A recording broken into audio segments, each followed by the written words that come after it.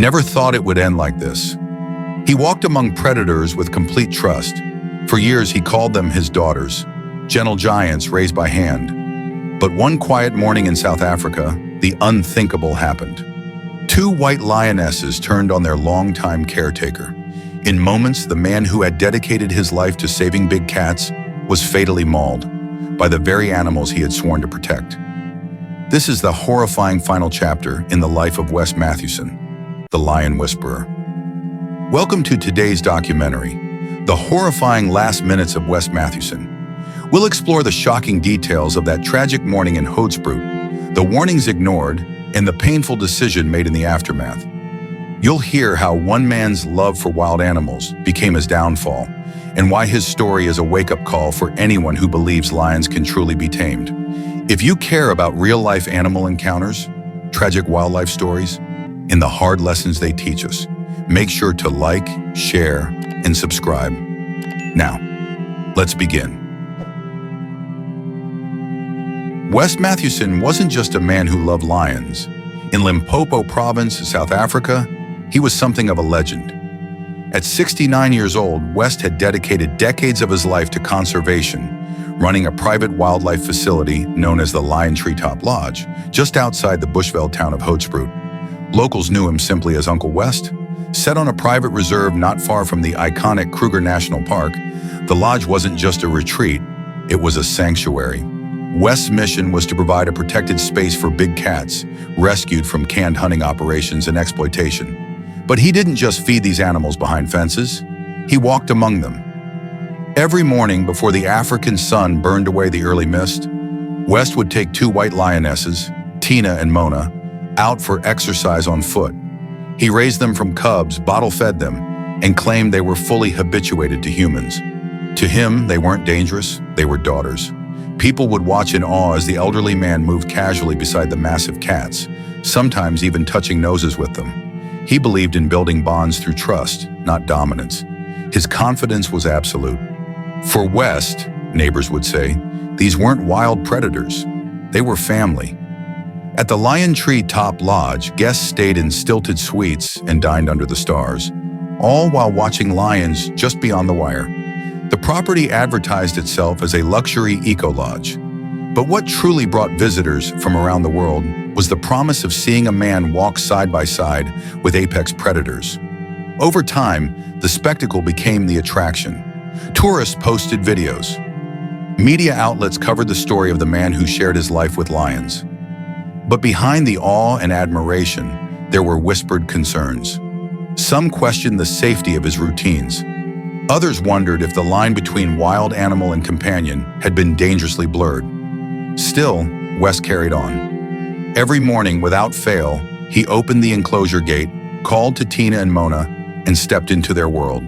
He had done it hundreds of times, until the morning of August 26, 2020, when everything changed. 3 years before the fatal attack, in 2017, the Lion Treetop Lodge faced a chilling incident that many believed should have been a wake-up call. It happened inside the very same enclosure. One of the white lionesses, either Tina or Mona, lunged at a lodge worker during routine cleaning. The man suffered serious injuries. Details of the attack were not fully released to the public, but emergency services were dispatched. The worker survived, but the scars, both physical and psychological, ran deep. Local authorities opened an inquiry, and animal welfare organizations took notice. They issued stern reminders. No matter how tame a lion appears, it is still a wild predator. In a public statement, one South African wildlife official said bluntly, "Even bottle-fed lions do not lose their instincts. There is no such thing as a safe lion." Animal rights advocates added their voices. Groups like the National Council of SPCAs raised concerns that West's close interactions blurred the lines between human and beast. One widely circulated quote echoed across South African media. "These lions may seem tame, but they retain their primal instincts. The danger never truly disappears." To many in the conservation world, the 2017 incident was a red flag waving in plain sight. But inside the lodge gates, the view was very different. To West Mathewson, the attack was a rare misstep, an unfortunate incident that didn't reflect the nature of the lions he raised. He was adamant that they were not to blame. He spoke with calm conviction, telling friends and family that the animals were agitated that day, perhaps startled. In his view, it wasn't aggression, it was miscommunication. His belief never wavered. He continued the daily walks, continued opening that gate, continued stepping into the enclosure with nothing but trust. Family members voiced their unease. Some urged him to reconsider his routine, but West wouldn't hear it. As far as he was concerned, Tina and Mona were his girls. He believed they wouldn't hurt him, because they never had. But that belief, however heartfelt, would soon be tested in the most tragic way imaginable. It was the morning of August 26, 2020. The sun had just begun its steady climb over the acacia trees that lined the outskirts of Hochsprut. The air was crisp, still cool from the night before, and the only sounds were the distant calls of birds and the quiet shuffle of paws on dirt. At approximately 9 a.m., West Mathewson opened the familiar enclosure gate at Lion Treetop Lodge, just as he had done hundreds of times before. Waiting eagerly on the other side were his white lionesses, Tina and Mona, muscular, powerful, and restless. As always, West carried no weapon, no tranquilizer, not even a stick. Just his voice, just his confidence. He called them softly and they followed. The three of them made their way onto a dusty path that wound behind the lodge, one of their regular walking routes. The bush was dense in some parts, open in others. To West, this was nothing more than another morning in his private world, a routine stroll with the animals he had raised and loved. But he wasn't entirely alone. His wife, Gil Mathewson, followed in a vehicle just a short distance behind, as she often did. It was a precaution, though West rarely acknowledged it as necessary. Gil watched them from inside the car, her husband walking casually, the lionesses brushing against his sides.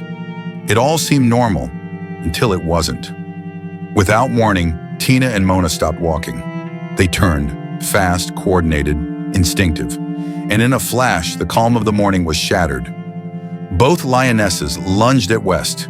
Gil watched in horror as her husband was pulled to the ground. The two lions, who minutes before had nuzzled at his hands, were now tearing into him with terrifying force. There was no hesitation, no moment of hesitation to stop the attack. It was a frenzy. The sounds were primal. Growls, snapping jaws, the sickening weight of bodies thrashing in the dust. Gil screamed and scrambled to call for help. She radioed staff, dialed emergency services, did everything she could, but by the time responders arrived, it was too late. West Mathewson lay motionless on the trail, his body mauled beyond recognition. Paramedics pronounced him dead at the scene. The cause of death was clear: severe bite wounds, multiple traumatic injuries, catastrophic blood loss. It all happened in minutes. Witnesses described the scene as chaotic and unbearable. The trail where he had once walked with pride was now soaked in blood and scattered with tufts of white fur. And the two lionesses, his pride and joy, stood nearby, eerily calm after the attack, as if the violence had been inevitable. Later that day, a family friend would say, "They loved him, and then they killed him." The man who once claimed lions could be trusted had been destroyed by the very creatures he raised to love him.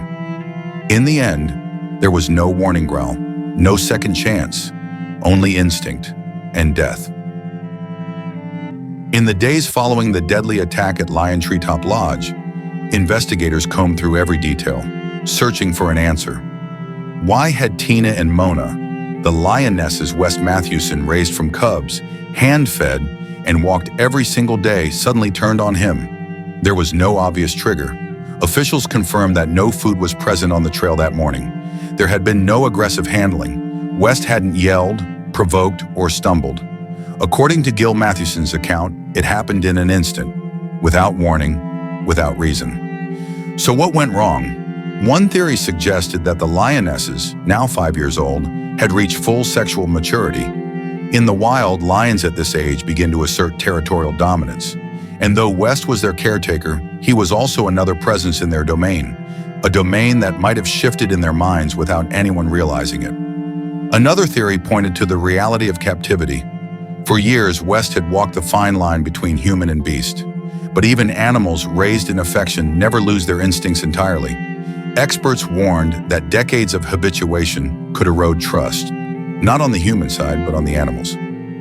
In rare, tragic cases, the psychological boundaries between play, dominance, and violence blur, and what follows is chaos.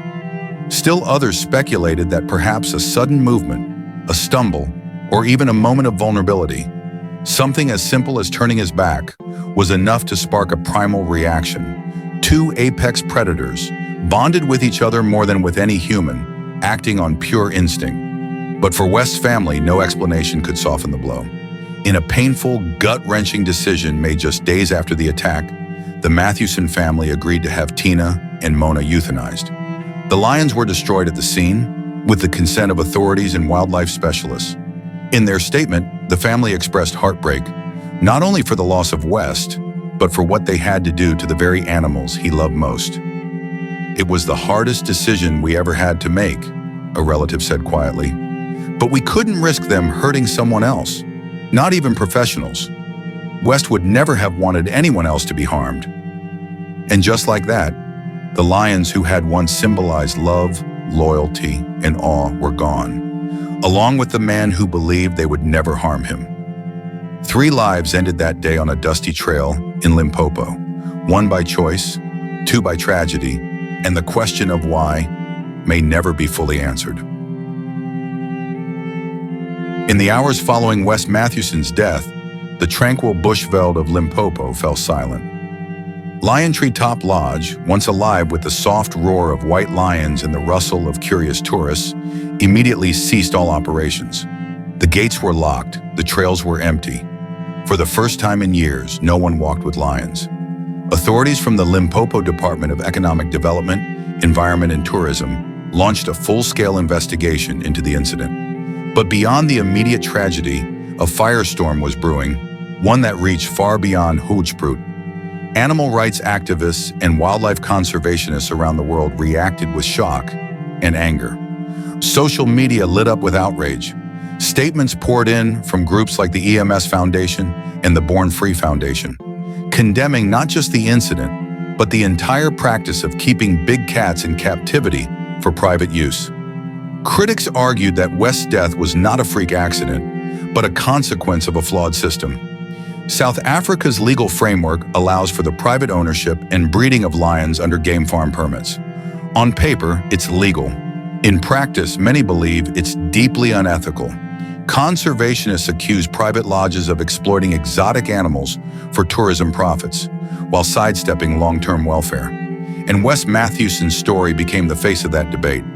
While his intentions were never questioned, his love for lions was indisputable. Many experts insisted that affection is not a substitute for safety. Even lions raised with compassion, they argued, remain wild animals, not domestic pets. Within days, headlines around the globe asked the same question: should anyone walk with lions? Some condemned the practice entirely. Others pointed to the lack of consistent regulations across provinces. The case exposed loopholes in licensing, inspection protocols, and the blurred line between conservation and entertainment. Still in Limpopo, the tone was more sorrowful than outraged. Local communities remembered West as Uncle West, a man who spoke softly, loved fiercely, and believed in harmony between man and beast. Friends, family, and former visitors shared tributes online, recounting the unforgettable moments they had walking beside the lions under his care. His wife, Gil Mathewson, released a quiet statement to the press. He died doing what he loved, but it didn't have to end this way. In that single sentence, the complexity of the tragedy was laid bare. A life devoted to lions, a death that shook the very foundation of human-animal trust, and a lingering question that still haunts the lodge he left behind. West Mathewson dedicated his life to proving that humans and lions could coexist, not in distant observation, but in intimate companionship. But loving an apex predator does not eliminate its danger. Lions are not domesticated dogs. They do not forget their wild instincts. No matter how many years pass, no matter how many gentle walks or feeding routines, a predator's nature can resurface, in an instant. Captivity may soften their responses, but it cannot erase their biology.